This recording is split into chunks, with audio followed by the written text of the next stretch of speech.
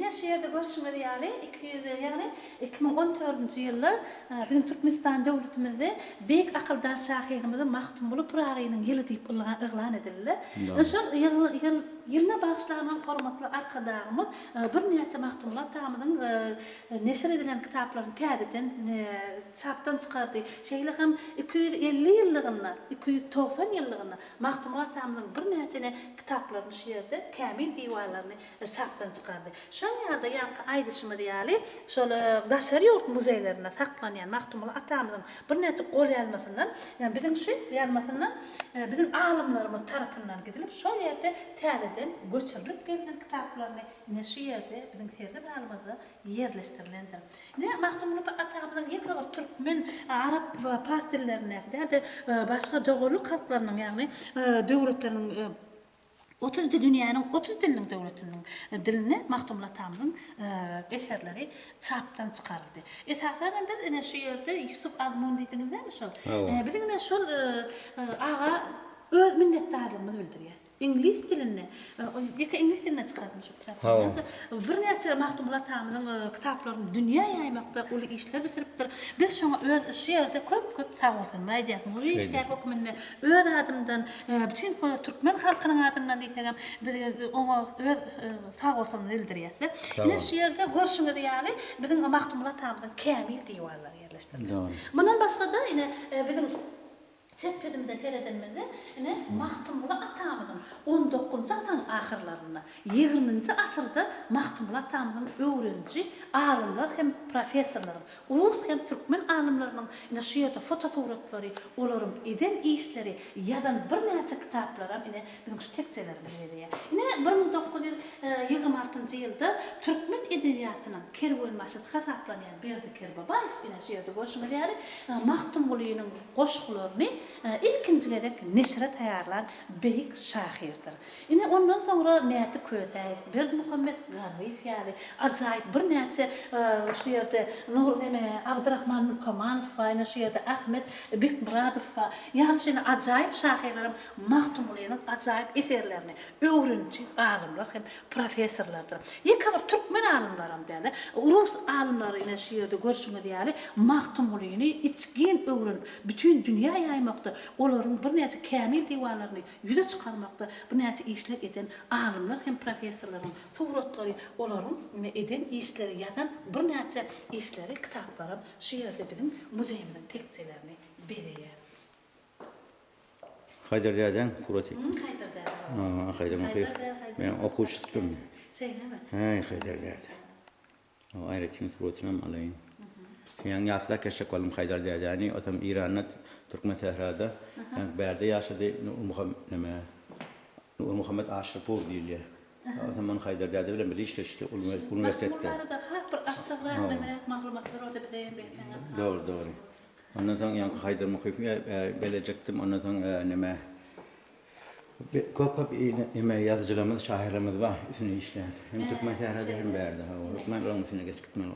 Yine de şu yerde görüşmeli yani mahtumlar atamının yine kadimi bir neçe kol yazması yani göçürme kitapları hem daşarı yurtta bizim alimler tarafından gidip şol muzeylerden göçürülüp gelen kitaplarının şu yerde bir neçe görünüşleri yerleştirilir.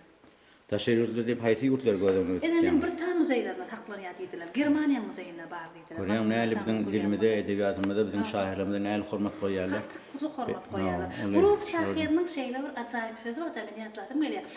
Uruz şahirinin şeyleri diye de Uruz halkında diye Pushkin yani, Lermontov ya, Shakespeare ya, beyik diye adamlar var diye. Her bir halkta diye onun yani adamlar tattıranak diye. Türkmenler öğren baktlı halk heva olan mahtum olsa var diye. Şunları eştenin de öz Türkmenliğine uysan yani. Berekeller. Ne şehirde görsünüz yani mahtumun atamının şırgari hem Kasırdağ koşgusu şeyle hem gerçek olsunlar ki muzeyimizde baylaşmağına özünün yardımını veren Asır Xat Mehmet tarafından yine il içinden yığılanan yine mahtumun atamının göçürme kitapları. Doğru. Ha, oldu.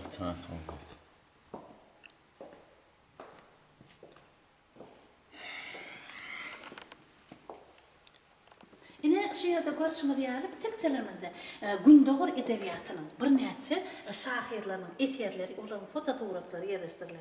Yine öz dövrüne büyük şahir Gündoğur edebiyatı'nın meşhur şahirleri olan Mene Baba, Ömer Hayyam, Rumi, Sa'di, Nesimi, Nuayi, Şenokhan Filuzi, Nur Muhammed Andalip yani acayip şahirlerin eserlerini okap öz eserlerine yani öz bilimini paylaştırdı. Yani görüşünüz yani şu ulu kitap Ferdowsi'nin Şahname eseri. Şu kitabı içeri Mahtumlu atamız yattan öğrendirdi. Öz dövrünü Mahtumlu atamız şu Gündoğur edebiyatının iyidini yani şahirlerin iyidini devam ettiren büyük şahirdir. Şol Gündoğur edebiyatının bir neçe eserlerini yattan öğrenip öz kakatına dedi şu şahirlerin eserlerini okuyup men özümün ilmini paylaştırdım diye aytdı.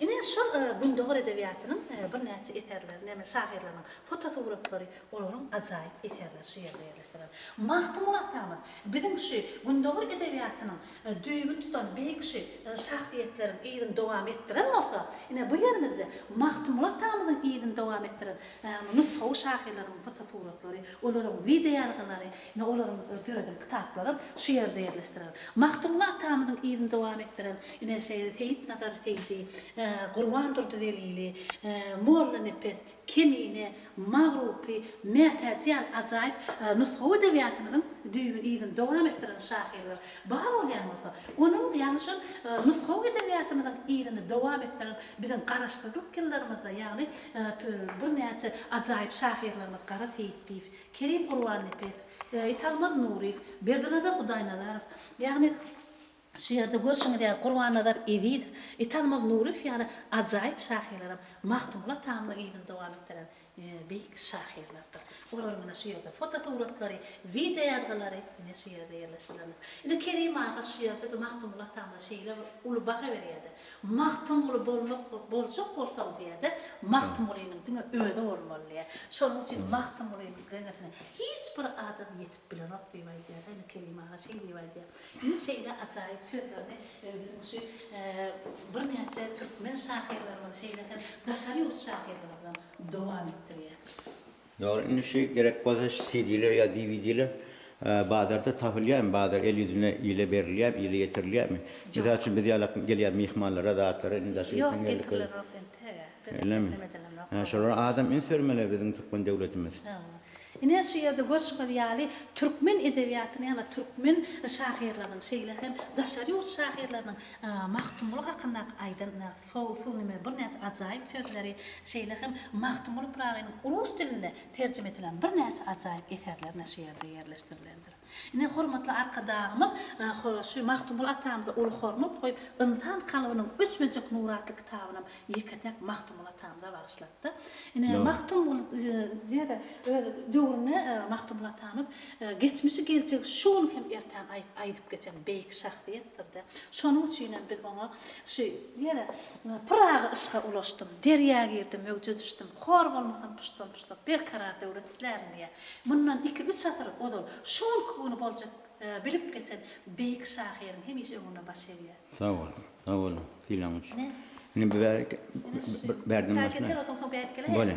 Yine şu yerde görüşümür yani Mahtumlu atamız özünün dövrünü bir neçe yurtlara siyahat ediyor. Seyle deliğin bu cahana neler görülür. İskender Cemşit saldıran büyük binalar görülür diye. Yine şu acayip görünemesine Cihranamızda Mahtumlu atamızın siyahat eden yerlerinin kartası görünüyor. Yine şu halk arasında rivayetleri göre Mahtumlu atamız öz dövrünü şu dünya yurtlarına siyahat edecek olanı öz kakıtı devlet Mehmet azada bir gitmek için uruktan sorattırdı. Sonra atası ona ursat vermedi. Sonra ol atasına yalvarıp atamın diyen koşkutunu yaptır. Ahire devlet Mehmet azadi Mahtumlu'nun etmeyeceğini bilip ona yolu ravana olmanı ursat veriptirdi. Sonra ol ne kervan yolu bilen Uğunistan'a şeyler hem İran Cumhuriyeti dedin değil mi? Cumhuriyetine şeyler hem Hoca Ahmet Yasaroğlu Aram Aral Dengizi'nin üstü bilen bir neçe yerlere kervan yolu bilen siyahat ediyor. Hiyaqatdan gelenden soň o riwayetlere göre Döwlet Mehmet Azady Mahtumula tamam ýanyna çagyryp diýipdir. Gittin gelin Mahtumula näme gördüň dünýäň üzerinde diýipdir. Ana şalla atanjan Horol dünýäň häkli ýerine de deň ýygyrýar ekenlik jogap beripdir diýe. Men hemme ýerde medeniýetiň ösüşem, döwrüň ösüşem, hemmem bir ekenlik jogap beripdir diýe. Ine şeýle ajaýyp sözler bilen Mahtumula tamam öz döwrüne ýekabir goşgy ýarmak bilen çäklenmeýändir. Ol özüniň atasynyň kesip bolan döwür Mahtumul ýonaçyn kesibinem dowam etdiripdir. Öz döwrüne ýonaçy ul bir kumuş ustasy, gaýşy ustasy bolupdyr. O şol ustaçylygyny dowam edipdir. Mahtumula tamam. Ne şu hormatly arkadaşlarymyň saýatynda ýekabir Mahtumulatyna opera, balet teatr döredildi. Mahtumulatyna sady drama teatr döredildi. Ine şol teatrlaryň Mahtumula baradaky bir näçe bir görkezden sahna çykyşlaryna şu ýerde görýär. Ine Mahtumulatyna sady drama teatrynda ýa ýakyna Mahtumulaty ýürüýte birne oýun spektakl sahnalaşdyrylan bolsa, ine türkmen Mahtumulatyna opera, balet teatryna Mahtumulaty operasy goýuldy. Ine şol opera sanatlarynyň şol sanatlar eserlerinden şu ýerde fotosuratlar ýerleşdirilendir. Ne bir ýagdaýlar nähelinde şu CD-ler, DVD-ler bamy ile ýeterli. Awa bular satylýar ýürüýte o. Harman däli oýun matdy bir ýyr wagt görýärdik. Olar ine ýürüýte bararlar bolýar. Bam şola Bağlarlarda video minetine satılınırdı. Operalarım var, ne demelerim var. Ne bizim köyüte otayda koyulan Mahtumul demesinden olmalı bölümlerde. Doğru. Yine bu olsa meşhur suratkeş Ayhan Hacif'in Mahtumul dostları bilen atlı çeken surette tahtında koyulan zigram başı. Ne öz döwrüne Mahtumul atamyň öz ýürüýte hujreti bolupdyr. Şonu kumşy tutçylygy bilen, gaýşy tutçylygy bilen meşhur bolupdyr. O odaşlary her gün akşam diýilýär. Mahtumul atamyň oý ojagyna gelip, onuň bir goşgy düzüşini, ýani onuň bir goş ajaýyp goşklaryny dinläpdir. Mahtumul atamyň öz döwrüne türkmen halkyna adatlyga, jewsizlige, bir dogurlyk bolmagy çagyran beýik şahsiýetdir. Türkmenler baglasak bir ýere biri gurdur kulduğumu derýaýy nili tekeýomut göklen ýa-da alili bir döwleti kulluk etmek beşini. Däl ajaýyp goşgylar var. Ne şu hujratynda oturup o odaşlara pikir alypdyr. Pursat berýär. Köp sag bol. Şeýtan tanıştyrýar. Ýylygyny goşun diline, edebiýatyna, sungatyna biziň geçmişimizde. Köp sag bol. Ine şu ýerde görüşmeli ýaly Mahtumul atamyň ýürüýte bir hormatly arkadaşymyň oýun ulu hormaty var.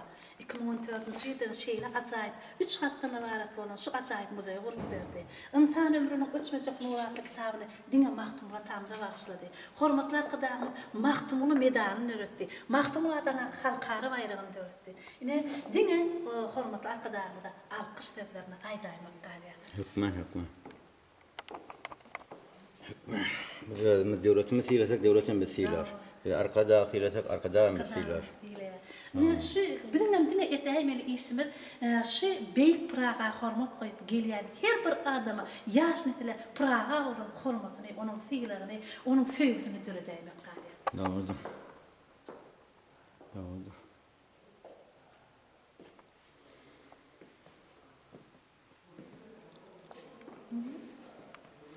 Yaşlımız iş şoti maslahatlaş. Ine şu ýerde Durdy Şahyryň aýdyşyp durun pursady. Doğru. Öz döwründe Mahtumul atamyň etrep gürgen garrygalar hebitlerine ýaşap geçen Durdy Şahyryň aýdyşyp durun pursady edebiliň şu bölüminiň merkezinde. Ine gelip egideşleri bilen hem sizi tanış edeýin. Döwlet Mehmet Azady. Mahtumul atamyň pederi. Mahtumul atamyň ýaş döwri Begdur Disan Abdullah Şavenni berekdim bolsa döwlet halkerdar. Çowdur Han Durdy Şahyr naňysyna geçip bätni görýärmi? Bolar. Ne Orad Mengli, Magrupi, Bagşy, Zunubi şahyrlaryň öz döwrüne aýdyşyp goşugy bardyr. Ine şu ýerde halk arasynda bir riwayet bar. Halk arasynda riwayetlere görä Mahtumul atamyň özüniň bir ýaş döwri Durdy Şahyryň goşgylaryny okap, oň goşgylaryna aşyk bolupdyr diýerler. Ondan hiç kime duýdurman, bir gün Durdy Şahyryň ýanyna özüniň güýjüni teňleşmek üçin, goşgy aýdyşmak üçin bardyr. Şonu Mahtumulu atamyk Durdy Şahyryň bir wendinne, bir tetrine jogap tapman atgyny gelipdir. Doğru. Şahyr ýygyna gaýdyp atatynyň ýanyna gelip, "Atamjan, senden ötünç soraýar. Men bir iş etdim" diýipdir. "Uy, näme iş etdiň Mahtumulu?" "Ine hemen hiç ýerine duýdurman, Durdy Şahyr bilen güýçliňişmana geldim. Ýöne Durdy Şahyrdan atgyny geldim" diýip aýdypdyr. Ana şonu azady Mahtumula şeýle jogap beripdir. "Ay oglum, egerde sen Durdy Şahyr bilen goza nemede goşgyda ýarşyk bolsaň, ente kän çaýta otmaly bolsaň, biriňi berkirek goşam bolsaň" diýip aýdypdyr. Şondan soň atasynyň ähli zatlary öwrenip, täzeden Durdy Şahyryň ýanyna goşgy aýtışmany bardyr. Şonu Durdy Şahyra bilen habar berseýledir goşgyny aýdyşypdyr. O nämedir ýaşylygyny öwsýän, o nämedir aýagy ýok towsýan, o nämedir ýedi derýä öwsýän, Şahyr bolsaň şondan bize habar ber. Ol ekindir ýaşylygyny öwsýän, o ýylandyr aýagy ýok towsýan. Ol balykdyr ýedi derýä öwsýän, bizden salam bolsun jogap şeýledir diýip. Ine ikide şeýdip habar berseýledir goşgyna ýaşylaryna. Ählisi Durdy Şahyryň beren ähli soragyna Mahtumulu jogap tapdyr. Durdy Şahyr şonu Mahtumula şeýle baha beripdir. "Senem Şahyr, menem Şahyr.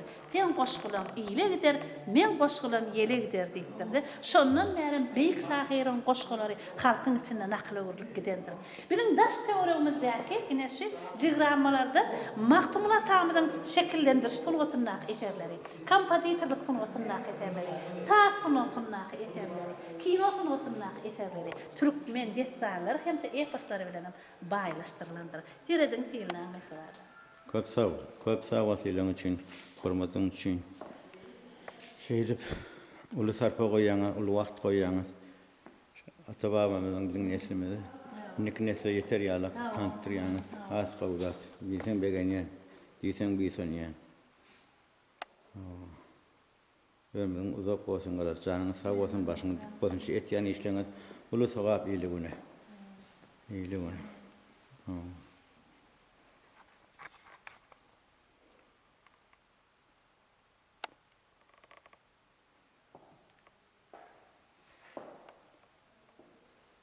Belki bizim Türkmen şehramızda da İran'da, belki Afganistan Türkmen doğulamının arasında da şunlar ulu muzeyler dörep, kitaphaneler dörep.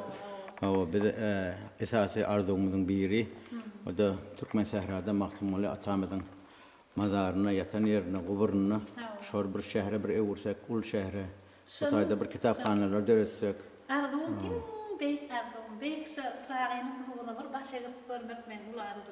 Başa seni uğruna çöýnýeseň sen Zagram pasportuň bolsa da şu pazar men elimden gelen koymak edin gitjek ýok, aňda dostlanma, doň garnaşlanma, garşy aljak adamlar wa garşy aljak adamlar.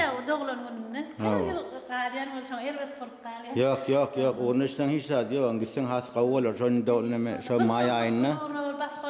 Hökmen.